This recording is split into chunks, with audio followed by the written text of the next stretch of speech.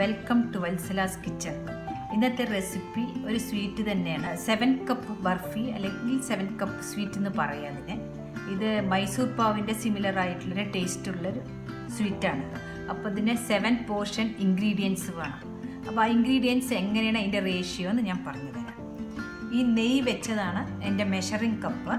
അപ്പം 7 പോർഷൻസ് വരുന്നത് എങ്ങനെയാണെന്ന് വെച്ചാൽ 1 കപ്പ് നെയ്യ്, 3 കപ്പ് ഷുഗർ, ഇതേ കപ്പിൽ ഷുഗർ എടുത്തതാണ്, 1 കപ്പ് തേങ്ങ, ഞാൻ അതൊന്ന് മിക്സിയിലൊന്ന് ചെറുതായിട്ട് തിരിച്ച തേങ്ങയാണത്, 1 കപ്പ് പാല്, 1 കപ്പ് കടലമാവ്. ഇതാണ് ഇതിന് വേണ്ട ഇൻഗ്രീഡിയൻസ്. ഇപ്പോൾ ആദ്യം ചെയ്യാൻ പോണത് കടലമാവൊന്ന് ചൂടാക്കിയിട്ട് അതിൻ്റെ പച്ച മണം പോകാൻ വേണ്ടിയിട്ടാണ്. ഇനി അഥവാ അങ്ങനെ ചെയ്യേണ്ടെന്നുണ്ടെങ്കിൽ ഇങ്ങനെയും ചെയ്യാം. ഇതെല്ലാം ഈ 7 കപ്സ് എല്ലാം കൂടി മിക്സ് ചെയ്തിട്ട് ഒന്ന് ചിളക്കിയാലും ഈ സ്വീറ്റ് കറക്റ്റായിട്ട് വരും. ആദ്യമായിട്ട് കടലമാവ് പാനിൽ കൊട്ടിയിട്ട് ഒന്ന് വറുത്ത് കൊടുക്കാം.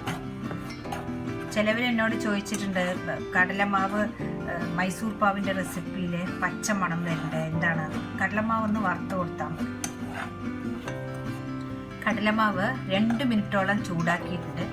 നമുക്കിതിങ്ങനെ തൊടുമ്പോൾ നല്ല ചൂട് തോന്നുന്നുണ്ട്. ഇതാണ് ഇതിൻ്റെ പാകം. ഇതിനി പ്ലേറ്റിലേക്ക് മാറ്റാം. അതേ പാനിലേക്ക് തന്നെ എല്ലാ ഇൻഗ്രീഡിയൻസും കൂടി നമുക്കിനി മിക്സ് ചെയ്യാം. തേങ്ങ ഇട്ടു, പാല്, ഷുഗർ 1:3 എടുത്തിരിക്കുന്നത്, നെയ്യ്,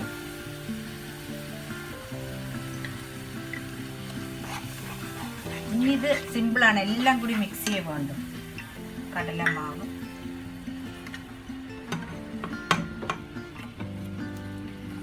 ഒന്ന് മിക്സ് ചെയ്തിട്ട് നമുക്ക് ഫ്ലെയിം കൂട്ടാം.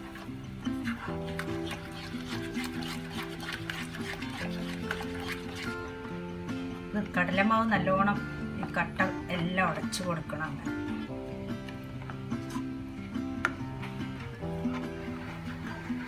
ഇനി നമ്മൾ ഫ്ലെയിം കുറച്ച്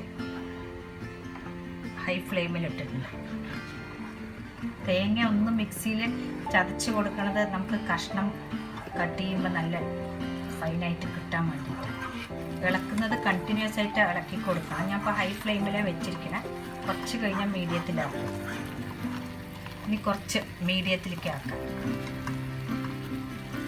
ഇങ്ങനെ ബബിൾസ് വരാൻ തുടങ്ങിയപ്പോഴാണ് മീഡിയത്തിലേക്ക് ആക്കി. കടലമാവ് നല്ലോണം ഇതിൽ മിക്സ് ആയിട്ടുണ്ട്. ഇനി കുറച്ച് നേരം ഇളക്കി കൊടുക്കാം. നമുക്ക് നോൺ സ്റ്റിക്ക് പാൻ ആയതുകൊണ്ട് നമുക്ക് ഒട്ടാണ്ട് വേഗം കിട്ടും.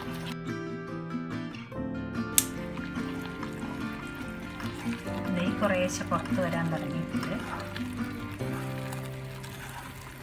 ഈ സൈഡൊക്കെ ഇങ്ങനെ പതഞ്ഞ് വരുന്നുണ്ട്. ഞാനിപ്പോൾ ഗ്യാസ് സിമ്മിലാക്കിയിട്ടുണ്ട്. നമ്മളിപ്പോൾ ഹൈ ഫ്ലെയിമിലാക്കിയ പെട്ടെന്ന് ഇത് സ്വീറ്റ് റെഡിയാവും. പക്ഷേ നമുക്ക് അതിൻ്റെ പാകം തെറ്റാൻ ചാൻസ് ഉണ്ട്. അപ്പോൾ ലാസ്റ്റിലാവുമ്പോൾ സിമ്മിൽ നല്ലോണം ഇളക്കി കൊടുത്താൽ കറക്റ്റ് പാകത്തിനെടുക്കാൻ പറ്റും. 2 മിനിറ്റ് കൊണ്ട് നമുക്ക് ഓഫ് ആക്കാം. സൈഡൊക്കെ നല്ലോണം പതഞ്ഞ് വീഴണം. കണ്ടോ?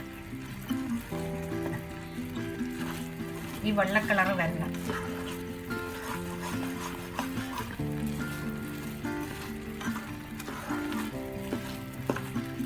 നമുക്ക് ഓഫാക്കാം.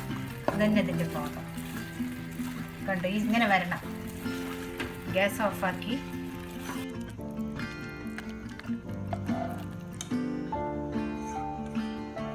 പ്ലേറ്റിലേക്ക് മാറ്റിയിട്ടുണ്ട്. ഇനി നമുക്കിത് കട്ട് ചെയ്തിട്ട് എടുക്കാം. അങ്ങനെ 7 കപ്സ് റെഡിയായി. വളരെ എളുപ്പത്തിൽ ചെയ്യാൻ നിങ്ങൾ കണ്ടുവല്ലോ. അത് ആ കപ്പിൻ്റെ മെഷർമെൻറ്റ് വെച്ചിട്ട് ഒരു 15 പീസ് വന്നിട്ടുണ്ട്. നിങ്ങളെല്ലാവരും ട്രൈ ചെയ്ത് നോക്കിയിട്ട് ഇഷ്ടപ്പെട്ടാൽ ലൈക്ക് ആൻഡ് സബ്സ്ക്രൈബ് ചെയ്യാൻ മറക്കരുത്.